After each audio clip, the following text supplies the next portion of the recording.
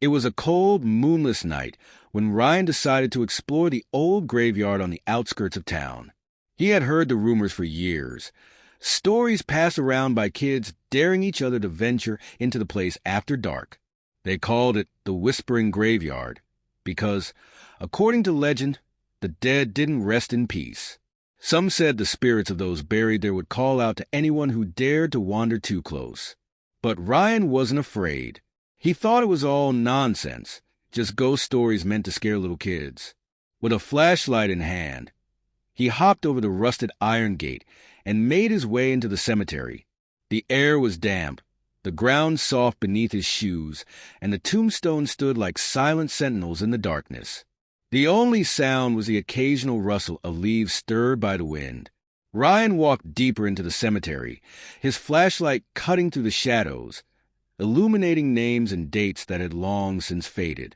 At first, the place seemed peaceful enough, just an old cemetery like any other. But as he ventured further, Ryan began to feel the oddest sensation, like he was being watched. He shrugged it off, telling himself it was just his imagination playing tricks on him. As he approached a particularly old grave, one that looked centuries old, he noticed something strange. The dirt on the grave was freshly disturbed, as if someone had recently dug it up. A chill ran down his spine, but he couldn't resist investigating. Kneeling down, he brushed his hand over the loose soil, and to his horror, the ground shifted beneath him. Ryan jumped back as a cold, clammy hand shot up from the earth, grabbing him by the wrist with an unnatural strength.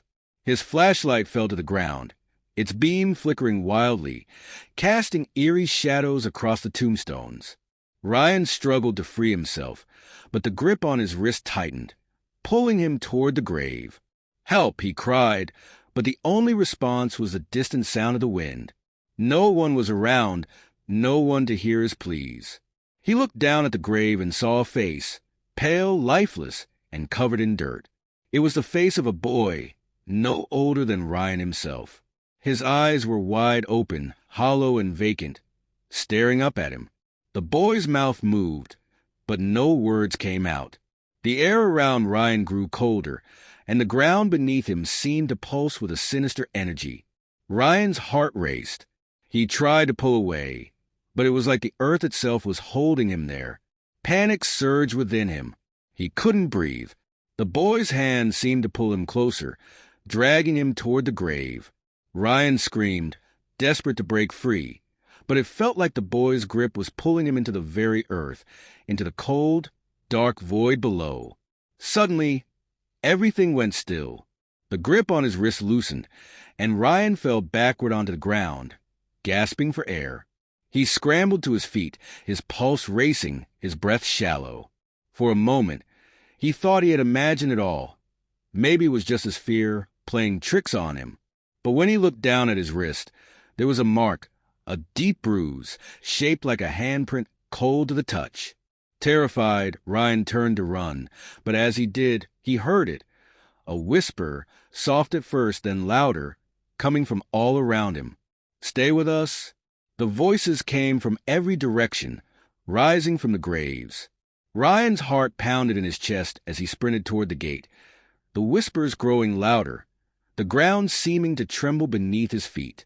He could feel them following him, the dead reaching out for him, trying to drag him back into the earth. Ryan reached the gate, his hands shaking as he grabbed the rusted bars and pulled himself through. He didn't stop running until he was safely back at home, breathless and trembling. But even now, as he sat in his room, he could still hear the faint whispers calling out to him in the darkness. "Stay with us."